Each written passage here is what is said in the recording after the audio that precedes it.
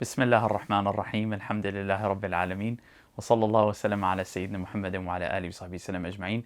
We begin in the name of Allah subhanahu wa ta'ala, the compassionate, the merciful. We ask that He send peace and blessings upon our noble and our beloved Prophet Muhammad sallallahu alayhi wa sahbihi wasallam. We ask Allah subhanahu wa ta'ala that He purifies our intentions and our hearts through His gentleness, His generosity, His mercy and His ease, and that He meld our intentions with the intentions of our pious predecessors, particularly with the intentions of our noble and our beloved Prophet Muhammad sallallahu alayhi wa alihi wa sahbihi sallam. Assalamu alaikum wa rahmatullahi ta'ala wa barakatuh. Jazakumullah khairan for joining us for another session of 40 Hadith on the merits of Ramadan, its fast and voluntary fast throughout the year. Alhamdulillah, we are well along the way in completing this collection of 40 Hadith by Imam al-Nabahani, having to do with those three topics: Ramadan itself, fasting at Ramadan, and then just general fasts throughout the year, voluntary fasts. And inshallah, today we are going to continue with the section on voluntary fasts, because if you recall, we pivoted a few sessions ago away from talking about just Ramadan and just the fast of Ramadan towards the voluntary fast. And he'll continue with that essentially till the end of the collection with a few hadith about Laylatul Qadr. So without further ado, we're going to get started, but we'll do as we've been doing, which is we're kind of summarizing at the beginning of every session in this part, what are the main voluntary fasts. And if you were with us last session, we split them into two general categories. We called the first category fasts that had to do with holy times, so holy days or holy sacred seasons, sacred times, sacred seasons. And then the second half were essentially spiritual regimens. It wasn't about a particular day per se, or a particular month per se, but just about what type of regimen should a person have in terms of voluntary fasts. So we'll do a quick list of that before we go on to the new ones. We discussed Sha'ban and the importance of the month of Sha'ban, the month right before Ramadan, that the Prophet ﷺ was narrated to have fasted more in that month than any other month during the year if we left out Ramadan. That there is a narration that during that month, Allah subhanahu wa ta'ala's, our deeds are presented to Allah subhanahu wa ta'ala, and so the Prophet ﷺ said that, I would like that my deeds are presented while I'm in a state of fasting. And he also mentioned, as we said before, that it's between 2 months, Rajab and Ramadan, and those 2 months get a lot of attention from the believers. And basically the Prophet ﷺ was alluding to not leave Sha'ban without any attention, especially since it's the month in which our deeds are presented to Him. So that's one of the sacred seasons. Another one of the sacred seasons is the month of Muharram, the first month of the year, one of the 4 sacred months of Allah subhanahu wa ta'ala. Remember, Dhul Qa'dah, Dhul Hijjah, Muharram, and Rajab. So Muharram at the beginning of the year is one of the 4 sacred months. It's also the month that the Prophet ﷺ said it's actually the best month to fast in outside of Ramadan.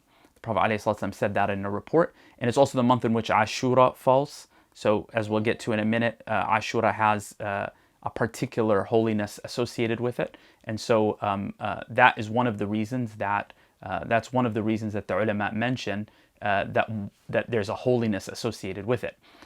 So that's in terms of Muharram. So we have Sha'ban, then we have Muharram. Now we're going to move to days, not a month, of sacred season, sacred days. Ashura, one of the days of Muharram, particularly the 10th day, literally the name Ashura. The strongest opinion is it comes from the word 10, essentially.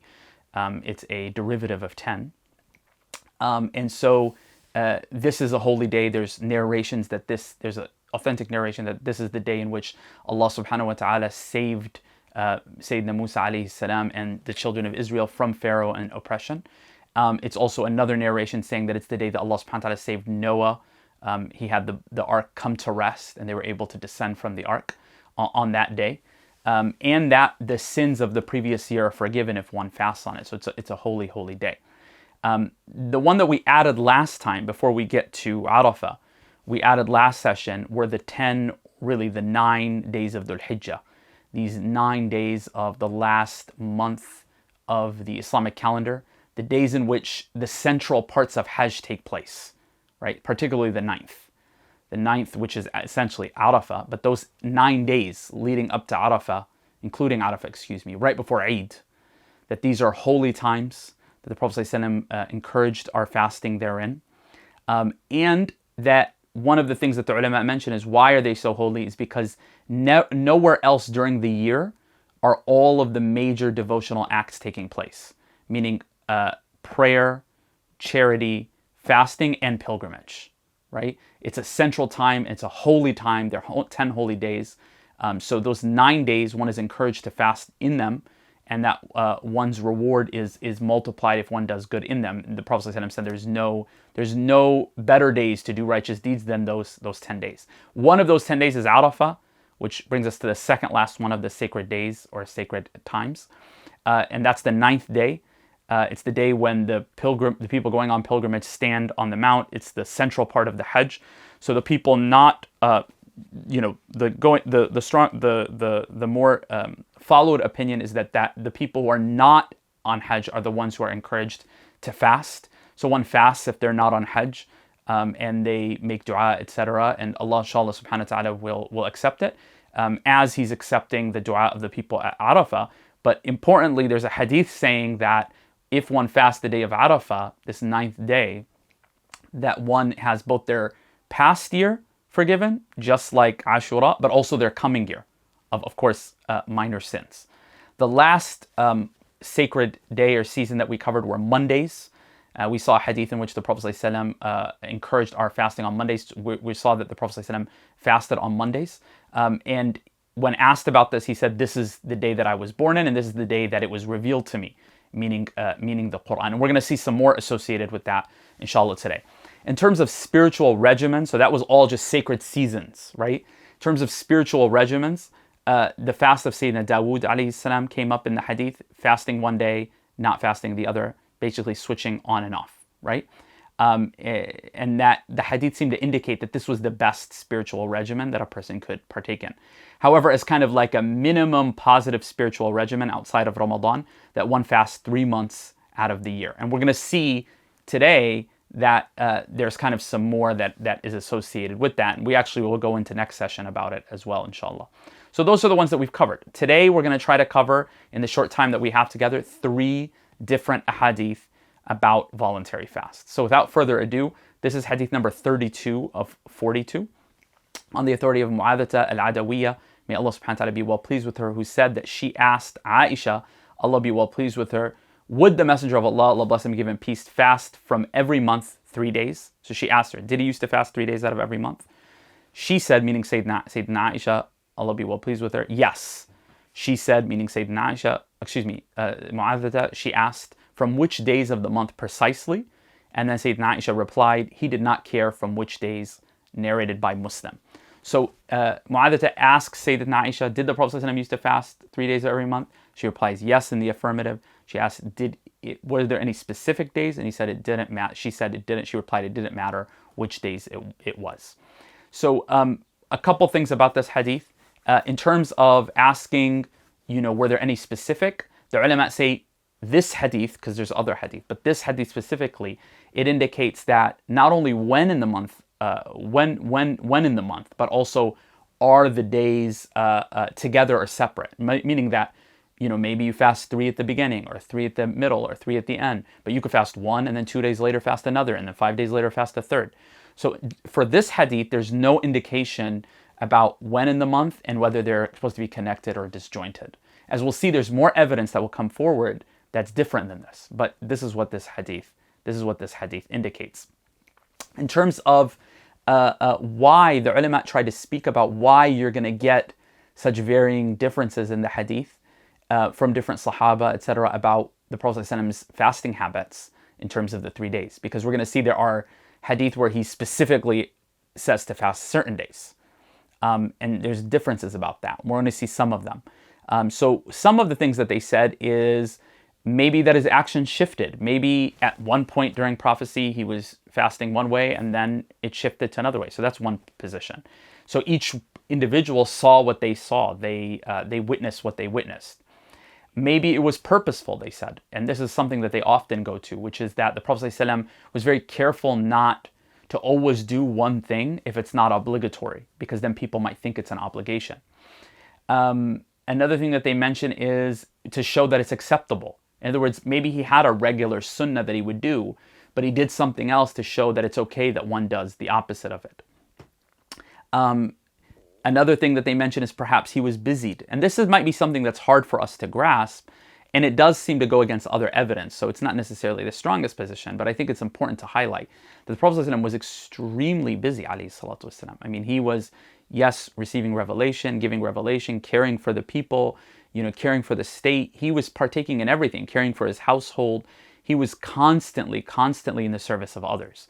So one of the things they mention is perhaps he was busied from, for example, being constantly fasting on certain days, for example, right? Because he was traveling, he's on campaigns, etc. And the last one that we're going to cover as a possibility is maybe they were both sunnahs, or maybe multiple of them were sunnahs. So for example, perhaps, yes, it's a sunnah that one fasts 3 days out of the month, any 3 days. But there's another sunnah on top of that one fasts these particular 3 days. So if one fasts any 3 days, one has achieved one of the two sunnahs. But if one fasts those 3 days, one achieves both. That's another way that they deal with it. In terms of where is the hadith found, it's found as the compiler mentioned in Sahih Muslim, in Abu Dawood, Ibn Majah, Tirmidhi, Ibn Khuzaymah, Ibn Hibban. It's also found in Bukhari, but not necessarily exactly the same hadith. In other words, what's found in Bukhari is a little bit different. It's saying that he would not specify which days because he would fast so much. So although it's the same idea, right? And that's why I noted it as one of them, in that it wasn't specified which days he would fast. But then she goes on to say that he would fast so much, who of us is going to be able to do that? Right? So it's a little bit of a different hadith, but I cited it nevertheless because it supports the same principle. All right. The next hadith that we want to cover together is on the authority of Sayyidina Abu Ayyub al-Ansari, Allah be well pleased with him, who said that the Messenger of Allah, Allah bless him and give him peace, said, whoever fasts the month of Ramadan and then follows it up with 6 days from Shawwal, it is as if they fasted the whole year. Okay? So the hadith we just covered, 32, it further bolstered what we'd taken before, fasting 3 days out of the month, 3 days a month, right? But then it said there's no particular day. But through the commentary, you know that what's coming is there are other hadith that specify. So we'll get to those eventually. I'm following the order of the compiler as opposed to kind of relating them to each other. Now we have a different hadith. Now this hadith's content is focusing on a different sacred time, a different sacred season, right? A different period to benefit from. And that's the month of Shawwal, which is the month that comes right after Ramadan. So you have Rajab, Sha'ban, Ramadan, and then Shawwal. So here the Prophet ﷺ says, whoever fasts the month of Ramadan and then follows it up with 6 days from Shawwal, meaning follows it up in fasting, it is as if they fasted the whole year. Rather than going through the meanings, what I'm going to do is actually I'm going to go through the different narrations, because each narration or some of the narrations are going to give us a little bit more about the meaning of this hadith. All right. So it's found in Muslim, as we've seen. It's found in Tirmidhi. And in Tirmidhi, there's a discussion with the narration about when in Shawwal is it supposed to be. Is there a specific time during Shawwal? Is it supposed to be like at the beginning of Shawwal, any time during Shawwal? And what you're going to actually get, not in the narration, is you're going to get an internal debate between the Sunnis about, does it have to even be in Shawwal? It's a grammatical debate. I don't want to go into it here. But based upon the Arabic grammatical structure of the hadith, some of the ulama believed that as long as you fasted from Shawwal before the next year, then it would count, right? Although the larger group said it has to be within the month of Shawwal itself. It's found in Abu Dawood, Ibn Hibban, and Ahmad. And then in the next three, Ibn Majah, Mushkil al-Athar, Sharh Mushkil al-Athar of Tahawi, and Darimi, you're going to get not just the hadith, the content of the hadith. You're going to get a discussion, a narration that actually focuses on how is it possible that fasting 6 days is as though you fasted the whole year. Because remember, the hadith said, whoever fasts the month of Ramadan and then follows it up with 6 days from Shawwal, it's as if they fasted the whole year. So there's a secondary narration that's kind of attached to that one, that through another companion that focuses on how is that possible, right? And it's as we've seen before, the idea that every action is worth 10 times its worth at the very least. So if you fast 30 days of Ramadan, for example, that's 300 good deeds, right? Because 30 times 10. And then if you fast 6 days, that's another 60, you're at 360 days out of the year, right? So that's what the narration that's attached to it. So here we get another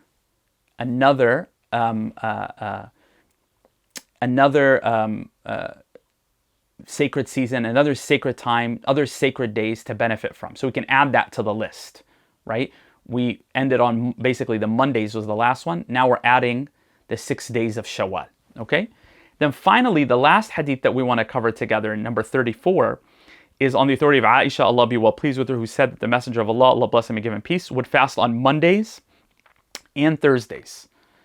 And then the compiler says this is narrated by Tirmidhi and Nasa'i, and Tirmidhi also has from Abu Huraira that the deeds are displayed to Allah in a special way on Mondays and Thursdays, and I would love for my deeds to be displayed while I'm fasting. So here, he essentially is providing more than one hadith. So I want to take a step back before I go to this hadith. Generally, when hadith scholars are discussing hadith, every hadith that goes back to one companion, that's a hadith on its own. They treat it as its own hadith. So if you have the same incident, even if it's the same incident, reported by two different companions, so you get two different chains going down to the compiler, they will still say each is its own hadith, even though the incident is one incident. They both witnessed the same thing, right? And so there's going to be sometimes difference, as opposed to you have one companion and then among the students and the students, etc., there's some differences in wording. That's all one hadith because it all goes back to what? One companion. So any evidence, any differences or additions, that's corroborative evidence possibly, but that's within one hadith. But if you have a whole nother companion and another chain, right? Now you're going to get what? It's like it's another hadith that supports that first hadith. Right? There's a lot of details about when does it actually support it, when does it bolster it in terms of its epistemic justification and value, when do you accept additions, when you don't. That's a very academic conversation that I want to focus on. I just want you to be able to walk away with that. Hadith scholars, even if it's the same incident, generally for every sahabi, that's considered one hadith, right? For every companion. If there are various differences within the chain of one sahabi, meaning one person narrates from the sahabi down the chain saying one thing and another one adds some few words or doesn't have those words in it, those differences are still within one hadith and they might be corroborative, like they might actually bolster one another depending on the scenario. If it's from another sahabi, if it goes back to another, then that also can bolster it, but it's considered a different hadith, okay? So here, the compiler, technically, although he says there are 42 hadith, technically, he's actually got, if we count this other one, this is a 43rd hadith, right? So he says, Aisha, Allah be well pleased with her, said that the Messenger of Allah, Allah bless him and give him peace, would fast on Mondays and Thursdays, full stop. Narrated by Tirmidhi and Nasa'i. And Tirmidhi, now he says, and Tirmidhi also has it from Abu Huraira. So Tirmidhi is not the companion, right? Tirmidhi is the compiler. Right? So now Tirmidhi, okay, he has one hadith from Sayyidatuna Aisha saying Mondays and Thursdays were days that he would fast on. Now Tirmidhi also has another hadith from Abu Huraira, Allah be well pleased with him, that the deeds are displayed to Allah in a special way on Mondays and Thursdays, and I love for my deeds to be displayed while I'm fasting. Right? So he gives you, in that hadith, it gives you an idea about why the Prophet Muhammad ﷺ would fast on Mondays and Thursdays. Right? So let's go to the different narrations and see some additions and how it works out. Before I do that, remember, we already took a hadith in which the Prophet ﷺ spoke about his fasting on Mondays, saying what?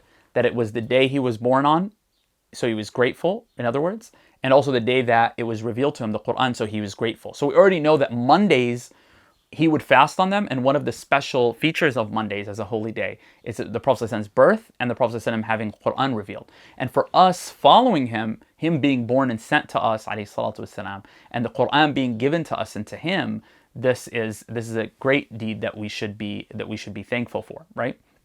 and grateful for. All right, so here we're getting an addition. We're getting that it's also that on Mondays and Thursdays that the deeds are displayed to Allah. And you're going to get this in hadith literature, these different days in which the deeds are displayed to Allah. Allah doesn't need deeds displayed to him, theologically speaking. He knows everything. But it's something that Allah subhanahu wa ta'ala is telling us is an expression of that, right? In other words, he already knows. And yet still, on certain days, our deeds are brought forward. Just like on the Day of Judgment. He already knows what we did. We don't need for things to be written on scrolls, etc. He knows everything. But Allah subhanahu wa ta'ala, for wisdoms that he's chosen, has these things express themselves manifestly, right? All right, so the hadith is found, as he said, in Nasa'i, from Sayyidatna Aisha. It's found in Tirmidhi, also as he mentioned, the first part, who says it's Hasan Gharib. All right.